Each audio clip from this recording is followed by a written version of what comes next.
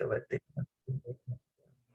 Namo Bhagavate Vasudevaya Narayanam Namaskritya Naram Cheva Narottamam Devim Saraswatim Vyasam Tato Jayam Udiraye Nashta Prayeshu Abhadreshu Nityam Bhagavata Sevaya Bhagavate Uttama Shloke Bhakti Bhavati Neshtiki Om Agyana Timirandasya Gyananjana Shalakaya Chakshuran Militam Yena Tasme Shri Guruve Namaha Sri Chaitanya Manovistam Stapitam Yena Bhutale Swayam Rupa Kadamayam Dadati Swapadantikam Vandeham Shri Guru Shri Yuta Padakamalam Shri Gurun Vaishnavamscha Shri Rupam Sagrajatam Sahagana Raghunatan Vitam Tam Sajivam Sadvaitam Savadutam Parijana Sahitam Krishna Chaitanya Devam Shri Radha Krishna Padan Sahagana Lalita Shri Vishakhan Vitamscha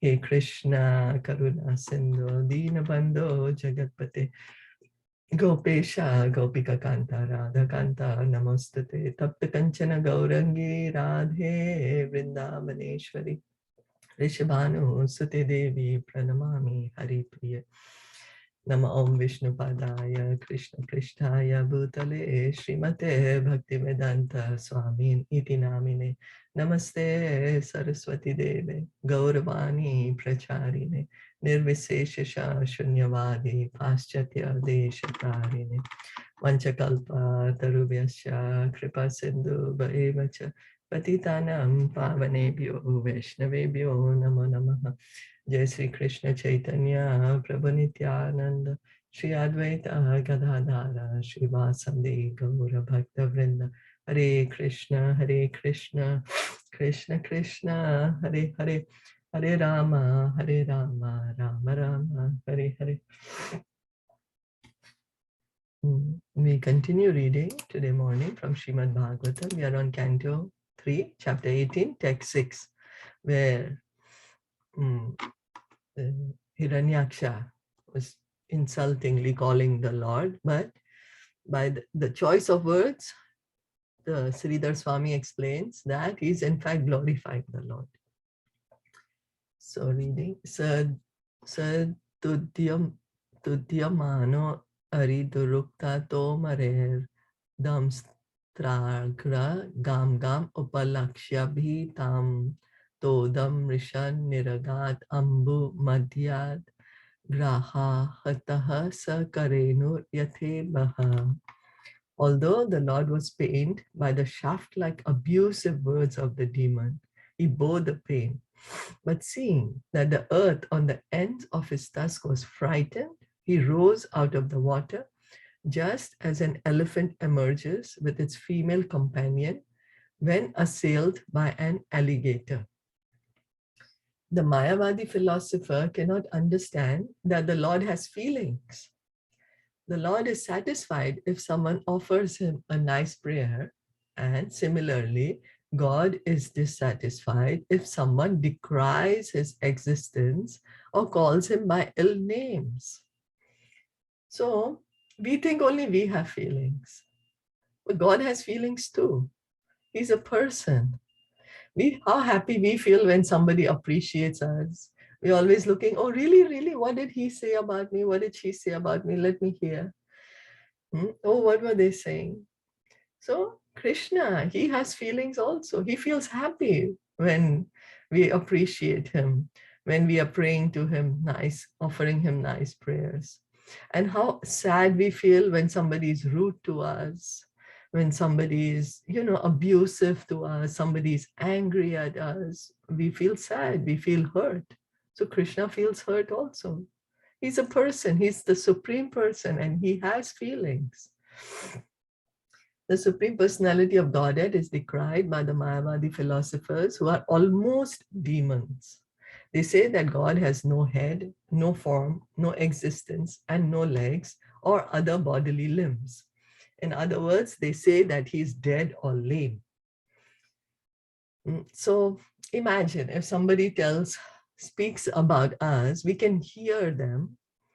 We are hearing what two people are talking about us. Oh, he or she is it does not have a form, doesn't have feelings. You can say anything about that person, you know. He's lame, he doesn't have, he or she doesn't have legs, doesn't have anything. We can just do whatever we want with them. We'll feel upset, we'll feel really sad. So this is what the Mayavadi philosophers are doing to Krishna. They are saying he has no form, he has no eyes, no legs, no hands, no existence. They're saying he doesn't even exist. So that is almost demoniac, almost demoniac.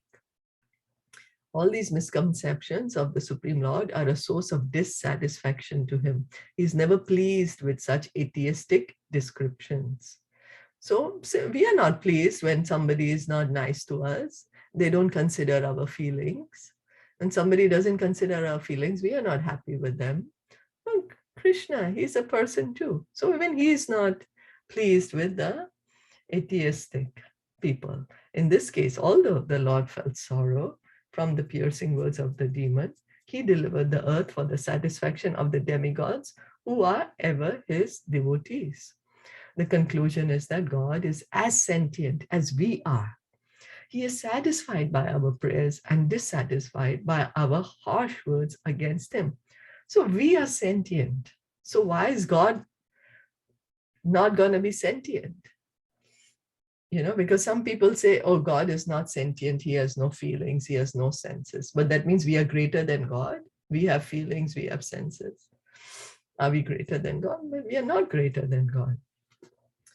So in order to give protection to his devotee, he is always ready to tolerate insulting words from the atheist. So here, Hiranyaksha was calling him insultingly, but yet because the earth needed to be saved and put in her position, the Lord ignored Hiranyaksha's comments, and he was just trying first to put the earth back in her position. So the comparison is given that what is the Lord doing? His aim is always to protect the devotees. Then he doesn't care. He's tolerating. He's tolerating the insulting words of the atheists. Atheists are insulting him by saying God does not exist. That's an insult. But he's tolerating. Any comments? Yeah, we are reflection, right, of God, I would say. If God has a form, definitely, yes, sir. That's why we have a form. Yeah, yeah. Because God has hands, that's why we have hands. That's what we read in the teachings of Kunti, that this thing was there for this.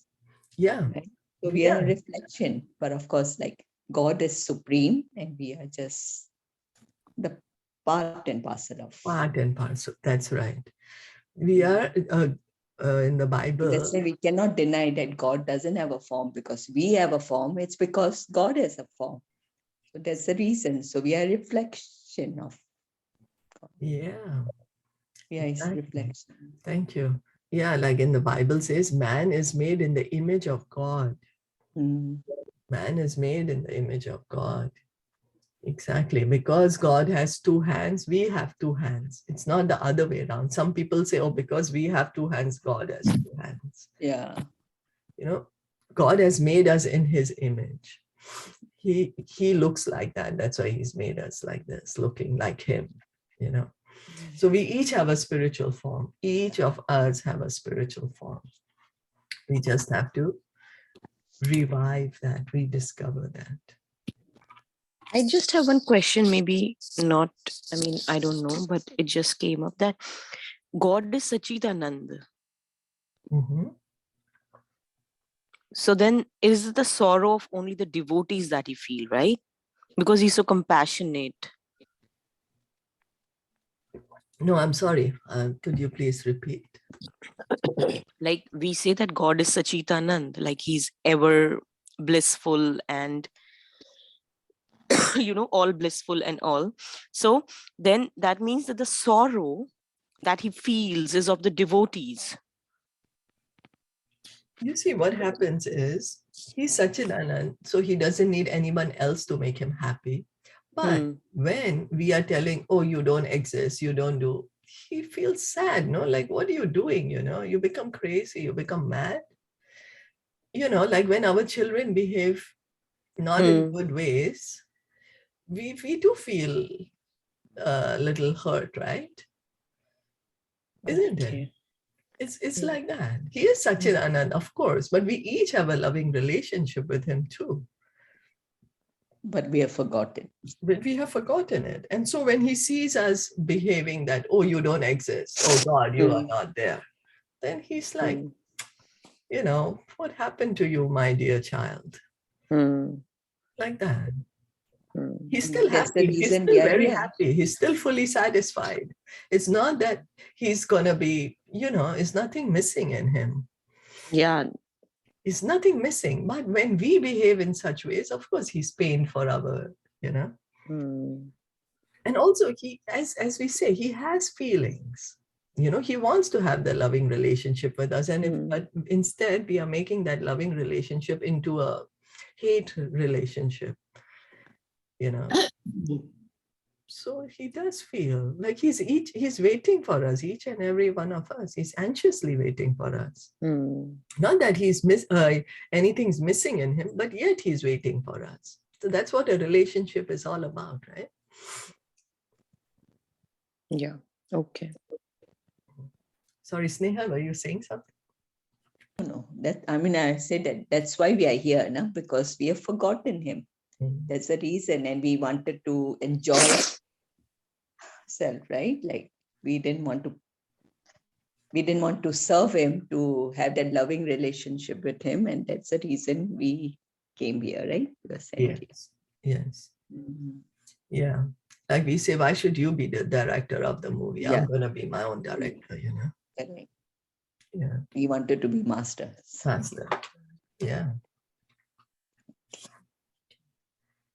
So tam nihasarantam salilad anudruto hiranya keshodvi radam yatha jahasaha karala damstro shani nishvanu abravid gata hiryam kimtva asatam vigarhitam. The demon who had golden hair on his head and fearful tusks gave chase to the Lord while he was rising from the water, even as an alligator would chase an elephant. Roaring like thunder, he said, "Are you not ashamed of running away before a challenging adversary? There is nothing reproachable for shameless creatures." Okay, the demon has golden hair now, it's being said. And he has fearful tusks. So he really looks demoniac. In Kali Yuga, of course, we do not have tusks, or we do not have big hair, or we don't have look, those big teeth coming out of our mouth, or we don't have gigantic forms, but we have these demoniac mentalities in us.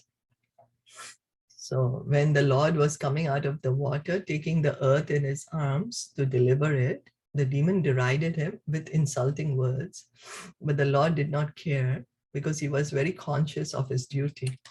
For a dutiful man, there is nothing to fear. Similarly, those who are powerful have no fear of derision or unkind words from an enemy. So when a person is doing his duty, he knows he's doing whatever he can do to the best of his ability. He's doing what he's supposed to do. So he's not fearful. And the Lord, he sets the example. He always sets the example for us to follow. So the Lord had nothing to fear from anyone, yet he was merciful to his enemy by neglecting him. Although apparently he fled from the challenge, it was just to protect the earth from calamity that he tolerated Hiranyaksha's deriding words. So it appeared that he was scared of Hiranyaksha, but he just wanted to put the earth back.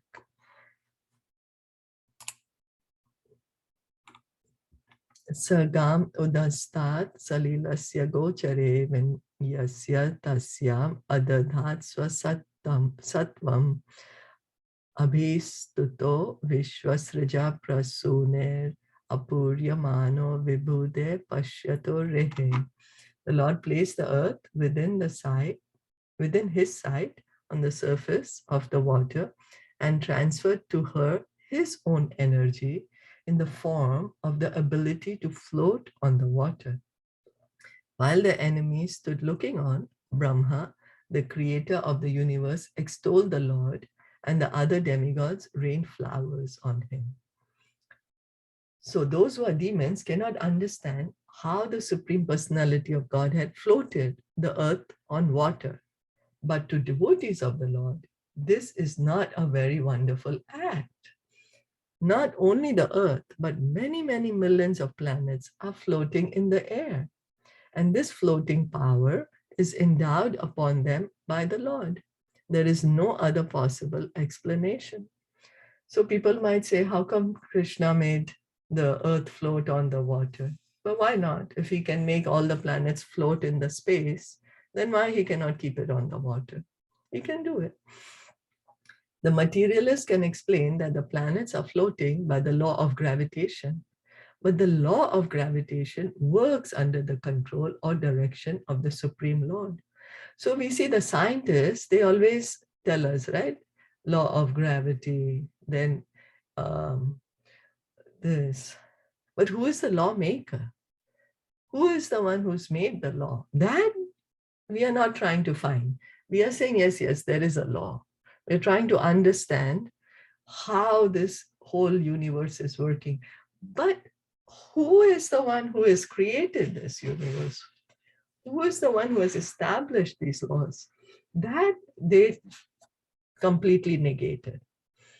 That is the version of Bhagavad Gita which confirms by the Lord's statement that behind the material laws or nature's laws and behind the growth, maintenance,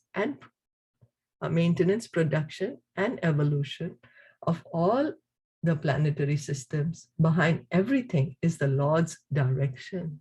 So Krishna is saying himself in the Bhagavad Gita that all the laws of nature and then growth, maintenance, and destruction, evolution, planetary system, everything is the Lord's direction. It's designed by him. It's Krishna's creation. The Lord's activities could be appreciated only by the demigods headed by Brahma, and therefore, when they saw the uncommon prowess of the Lord in keeping the earth on the surface of the water, they showered flowers on him in appreciation of his transcendental activity. So even us, when our dear ones, when they do something great, we get so happy.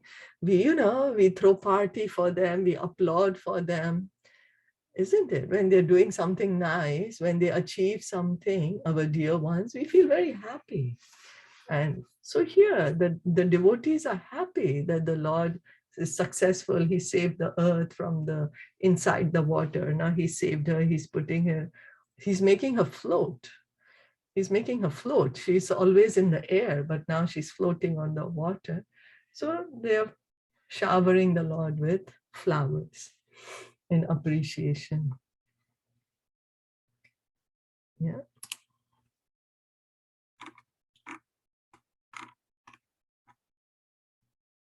Paranu Shaktam Tapaniyo Kalpam Mahagadam Kanchana Chitradamsham Marmani Abhikshanam Pratudantam Duruktehe Prachanda Manyuhu Prahasamstam Babhashe. The demon, who had a wealth of ornaments, bangles, and beautiful golden armor on his body, chased the Lord from behind with a great mace. The Lord tolerated his piercing ill words, but in order to reply to him, he expressed his terrible anger. The Lord could have chastised the demon immediately, while the demon was deriding the Lord with ill words. But the Lord tolerated him to please the demigods and to show that they should not be afraid of demons while discharging their duties. Therefore, his toleration was displayed mainly to drive away the fears of the demigods, who should know that the Lord is always present to protect them. So here Lord Varahadev was showing, because when Hiranyaksha went to the heavenly planets, the demigods, they because of their fear, they had ran away. They were not even there. We heard that. And so he said he was feeling very great and powerful, that no one can fight me. Even the demigods are afraid of me. Even before fighting, they've just left. So here, Lord Rahadev is setting an example that if you're doing your duty, when a devotee is doing his duty, he should not be fearful, because the Lord will always protect them, no matter what, always protect them. The demon's derision of the Lord was just like the barking of dogs. The Lord did not care about it, since he was doing his own work in delivering the earth from the midst of the water. Materialistic demons always possess large amounts of gold in various shapes, and they think that a large amount of gold, physical strength, and popularity can save them from the wrath of the Supreme Personality of Godhead. So we think that our wealth is going to protect us. And if we have a very strong body, we're going to be protected. Sure, it helps us in living in this material world. We need that. We need wealth to survive. We need physical health, even to engage in our devotional service. But the idea is that we should not think that these things are all in all. Just thinking that, okay, I have wealth, I have beauty, I have a strong body, and I'm so great. The idea is everything is given to me by the grace of the Lord. I'm just here for a temporary time. Let me do what I'm supposed to do and get out of here. Is that okay? Yeah, it's teaching us, no? It's Yeah. you have material wealth thing. Yeah. Yeah. It doesn't mean that now if we have wealth, we should all, say, no, I don't want it anymore. Now I'm just going to leave it and go away. No, we don't need to do those things. It's just to be grateful to to understand where is it coming from and engage it in his service. Whatever, engage everything to him, connect everything to him.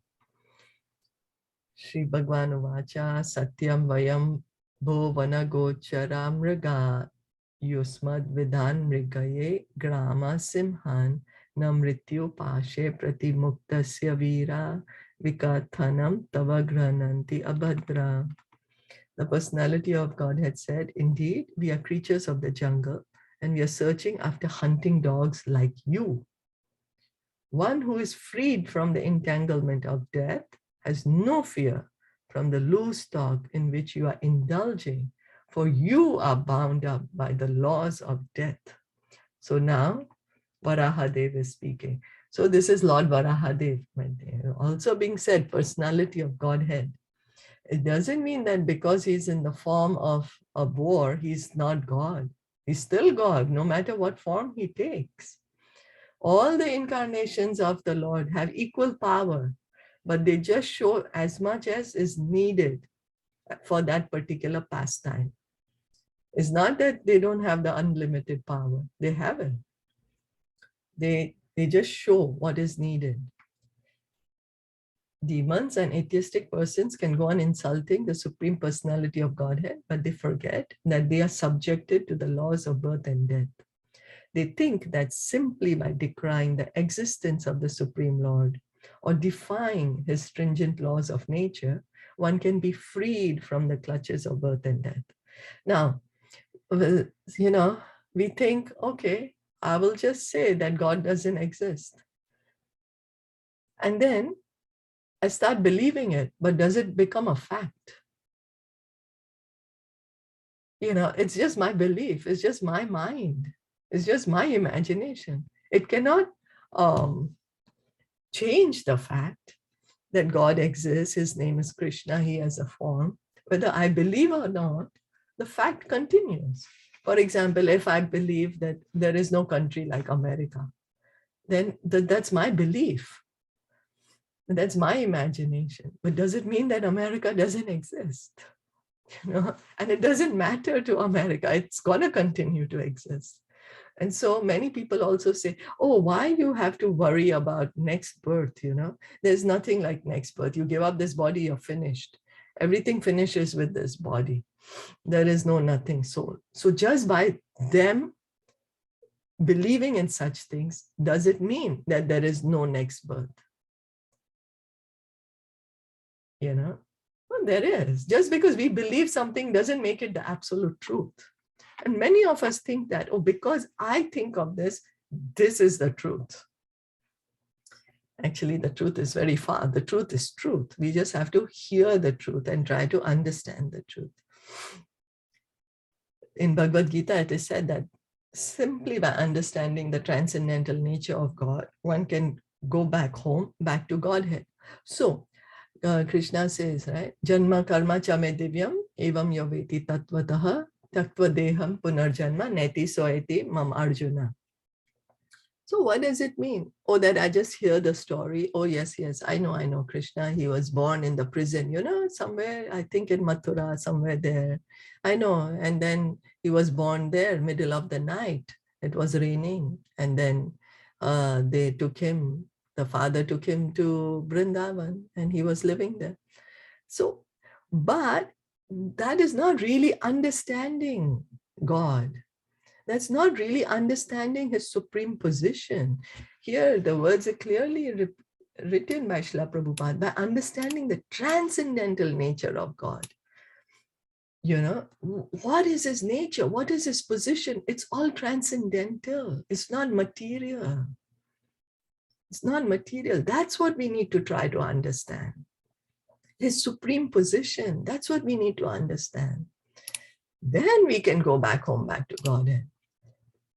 Yeah, so this Srimad Bhagavatam, we are trying to understand the nature of God. Oh, God has feelings. Oh, he has a form. Oh, he feels also hurt like us. When people say bad about us, we feel bad. Krishna is also like that. Oh, he has so much love for everyone. He's so loving. That's what we are trying to understand, the transcendental nature of God. And he's so kind. He's saying you just try to understand and you can come back home. You don't need to be anymore in this birth and death. He's not telling us to do something very, very impossible tasks for us, you know.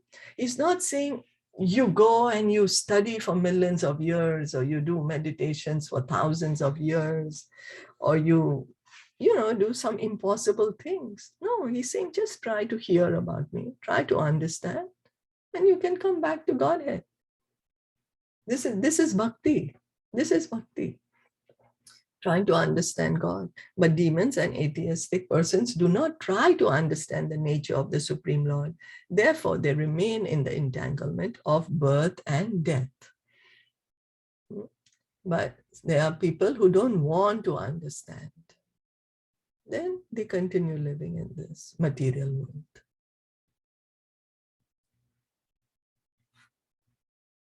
Anyone wanted to add anything or say anything?